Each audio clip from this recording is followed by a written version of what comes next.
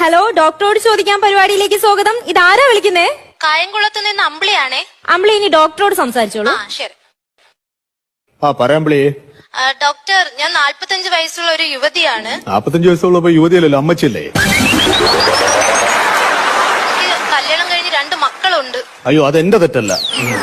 Sir, എനിക്ക് വീട്ടു ജോലി എല്ലാം കഴിഞ്ഞു. ഒന്ന് കണ്ണടച്ച് കിടന്നൊന്ന് ഉറങ്ങാൻ എന്റെ ഭർത്താവ് സമ്മതിക്കുന്നില്ല. സാർ, ഞാൻ എന്ത് ചെയ്യട്ടെ?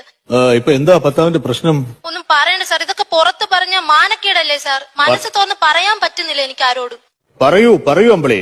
എന്റെ ഭർത്താവിന് ഭയങ്കര കൂർക്കം വലിയ സാർ.